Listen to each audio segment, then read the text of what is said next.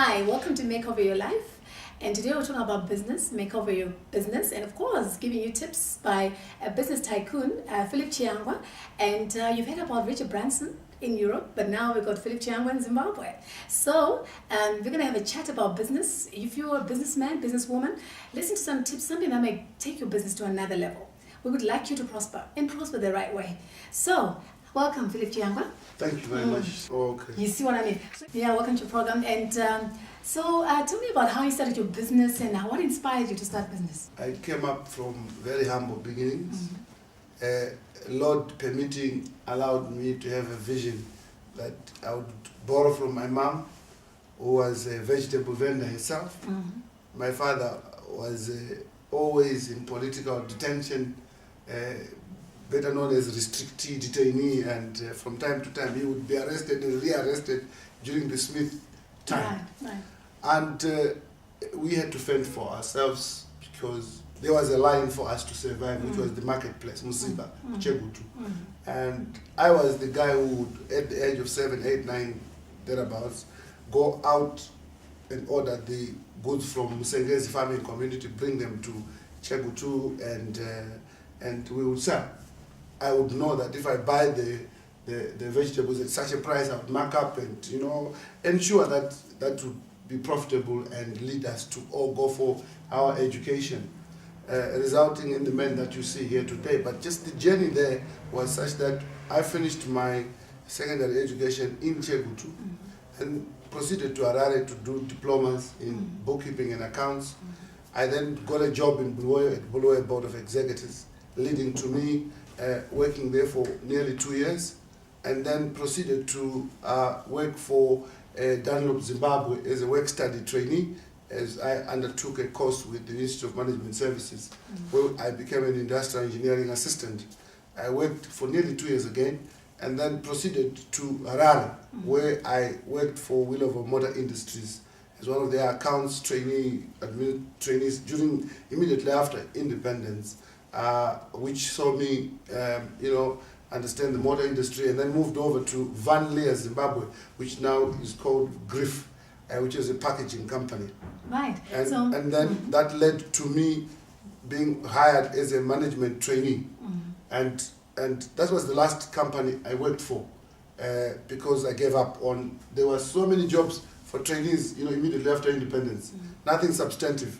And I couldn't wait for me becoming the substantive head. If anything, the guy that I was with as management training is now the managing director of the company. That is now nearly 20 years since I left employment. Wow. Okay. And I am here sitting as owner of my own business, and I think I have made an achievement. It does feel good, eh? Yes. It pays off. Sure. And I think, you must probably, you've set an example for most men. Yes. I mean, you're a man of excellence, and I have spoken to you about excellence in the past in my programs, and I think, I must say he's one of the well-dressed men in the country, and I think we should always appreciate and look at what how he presents himself and learn from it. And I was going to ask you about your business. You now got a bigger investment company now, and it's got everything under one roof. There's a lot of stuff going on, and tell us a bit briefly about that. What sort of things you're aiming to do in that project you're working on, hotels and things like that. I mean, you really have diversified yourself, haven't you? I've had a very good time since I left politics and delved into my own business enterprise, and as such have set goals that I need to achieve. One is to list most of the entities, because as a result of having acquired them in the 1998, 99, I had set a goal that I would have listed them by now. But I didn't do so, but instead sold and then started some, and no wonder we've got Pinnacle coming up now, which is probably going to be the largest privately owned entity going on the stock exchange. Right. Okay, what has happened in the past, as you will probably find out, is that most of property companies on the stock exchange were inherited by those that own them. There is no single one which is an introduction. Oh, okay. Pinnacle is an introduction. It's not. It's new investment. Right. And we intend to grow that investment into something else. And we have a grand program of introducing to Zimbabwe a totally new dimension of things. If you look at my property competitors, you'll find that these are historical businesses, all of them, from Old Mutual to any of those that are listed on the stock exchange. And even the owners have assumed from past owners. Now, the problem with respect is that when you assume a business, you cannot be able to grow that business unless you do put in new investment. The problem with that is most of those that acquired under either an affirmative action or indigenization program is that once they go onto the market to try and do a rights issue, they dilute themselves. So the result is that you'll find there's no growth in terms of any new money being put into the business or the desire to grow that business, because people are afraid to be diluted out of the business.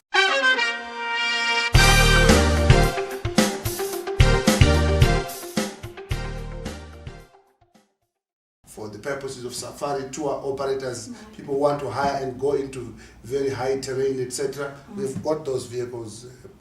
You can film them outside, some of them when you leave. You know, and we certainly have a large philanthropic program that we have also launched, where I make donations to the disadvantaged, you know, probably every month. Oh, so you've been doing that for how long? For quite some time. For quite some time, huh? Quite some time. It's making, you know, community reinvestment work. It's like, I mean, whatever wealth I've got, God has given me wealth, which of course I should try and share with the society I live in. That's right. Yes. I think from what I've just heard is that creativity is part of being successful. You have to do a lot of things under, well, just say use all your talents and gifts, isn't it? Exactly. To get where you want to go. Yes, exactly.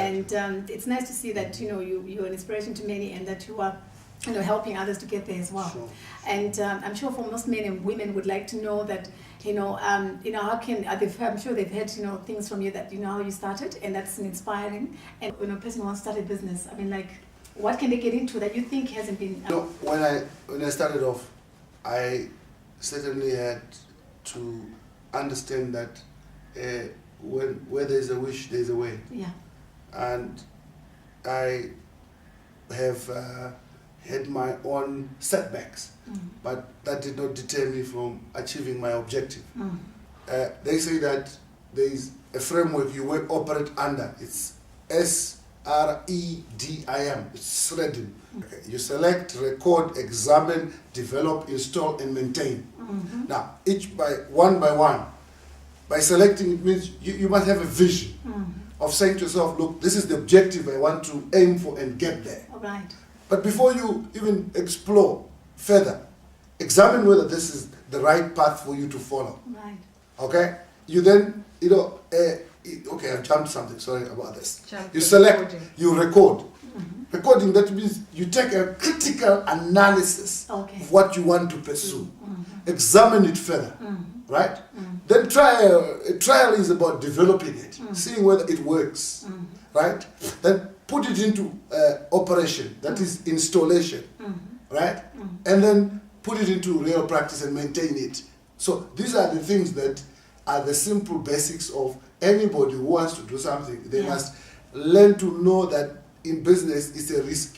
Therefore, there's two things you can do. It's either you lose completely or you go in, try, and if you think that I can do it, move. Move on. Yeah. Go with the flow. But with me, it's like, for people who don't understand, is they think I'm moving like a bullet. You see, when in fact, what I would have done is take some homework on many other aspects and do a hell of a lot of study on what is called competitive analysis versus my own practical applications. And see, between the two, where I can fit in and actually produce maximum results. You go back to the Bible and you have this, you know, saying that everything on earth is under your control, your dominion. Yes, exactly. So you must be able to understand that, you know, those that you call the richest people in the world, such as like Bill Gates, Slim, who is one Liberian character who is staying in Mexico, called a Mexican.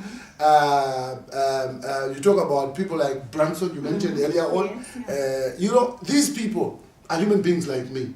What is it that cannot make me rich when you have the tiny Rollins, That's whose right. wealth emanated from our own soil here? Yeah. When you've got the Oppenheimers, whose wealth emanated from our own soil here. You've got the Moxons, who are the Mikus owners, whose wealth emanated from our soil here. So what's wrong with me being in all over the world known as rich? Exactly.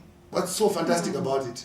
This is why I'm creating an empire here, which I can go with anywhere in the world and say, That's right. this is my business, you know, buy into it, and or otherwise, you know, help us get a loan to expand it. That's what I'm talking about. Yeah. I would like to know, what do you do after all this? I mean, there's so much that you do, and I'm sure it does get to you sometimes. You get stressed and go, oh, I need to go on a holiday. What do you do? What does Phillip Chiyangwa does when he's really now headed and he wants to take a holiday? The richest guys. We're not rich. If you quantify the wealth into American dollars, it's not wealth to talk about with those that you call really rich.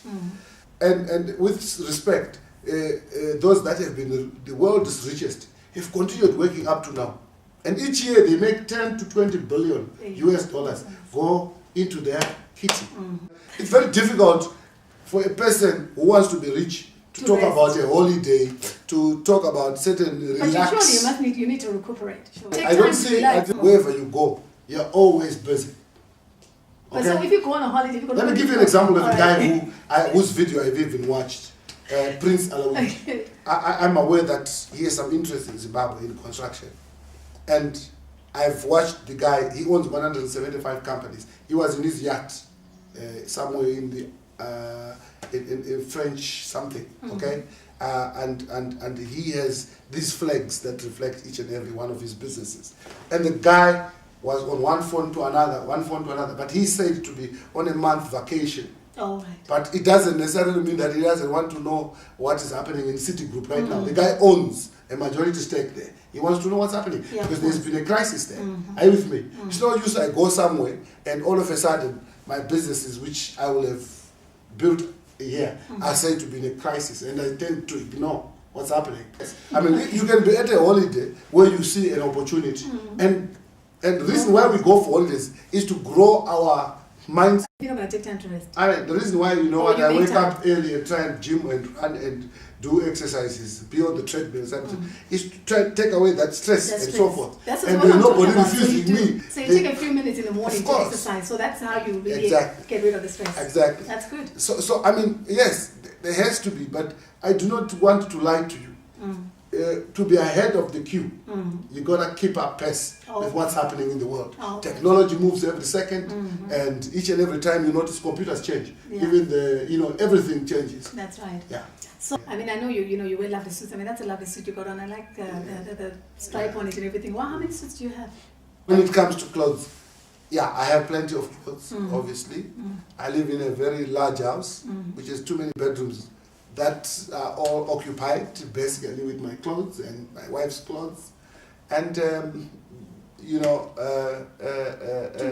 they've now introduced a new suit, and it's a Super 180. Can I feel it? Yeah. It feels nice, eh? Yeah. And what is it? Is this Gucci? What is it? This is a designer shop. Designer one. Designer, okay, designer way. level. Oh, right. Yeah. It's not Chinese. It's not. I'm glad you said that. All right, the man of excellence, and learn from him. I've seen clips of it. His lovely house. He's really got style, and not only that, I mean, to see all the shoes and how many shoes he's got, and all sorts of things, and what he really likes. I mean, do you like jewelry? But you see this shoe here. This is a fish skin. Yeah. This is a fish skin. Yeah. That's it. That's a fish skin. Oh yeah, it's quite tender, isn't it? Yeah, that's a fish skin. All right. Yeah. Okay, that's nice, eh? It's quite a nice shape. These are the shoes that you get these days, right? And the ties. So how many ties do you have? You see, you have wardrobes of ties, so I don't know. I dress myself, and I've got all sorts of gadgets that also tell me that I'm not dressed well. So. Oh, that's handy. Yeah. But how many children now? How many do you have? I've got a football team, So, and you do make time to play with the kids? Oh, of course, yeah. Oh, that's good. You just missed my kid just now. In your office now, it's a lovely office and very relaxing. And talking to Phillip Chiyangwa about business, how to make over your business, how to change your life, and how to change your thinking. Don't just think of one thing. I mean, you've heard from the man, and it's all about planning things and really working it out and analyzing a lot of research. Don't just run into business without researching, and also go with your passion, aim for your vision.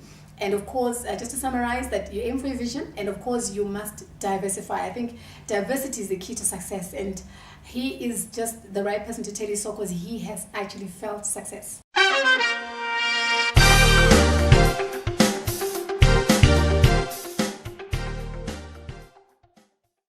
Any inspiring or encouraging words? For those that are starting up, they must stay focused and ensure that you are not deterred from your vision, as all the things that you want are certainly within you. God has given you the ability to figure it all out, and you must always repeat this wherever and when you want to do something, that if God is on my side, who else can be against me? And always focus on that. Don't be deterred by detractors. Forget about detractors, and always say to yourself, look, damn it, I'll do it. Yeah. Another thing before we go off air is that I wanted to ask you, what is your spiritually like? Do you pray about your businesses before you do them, or how is your spiritual life like? I'll be honest with you, that those that say that today I'm going to pray because I want to do this, God rewards you for what you prayed for a long time ago. I mean, I think I've been growing up as a very good person and Christian and God-fearing. So basically what I am enjoying now ain't because I was at church last week or last month. It's because I always followed God. All right. Yes. Thank you once again. Phillip Chiyangwa, business tycoon in Zimbabwe, and I am honored to interview him today. And thank you very much for watching, and I'll see you next time. And I'm Kiri Davis. Bye-bye.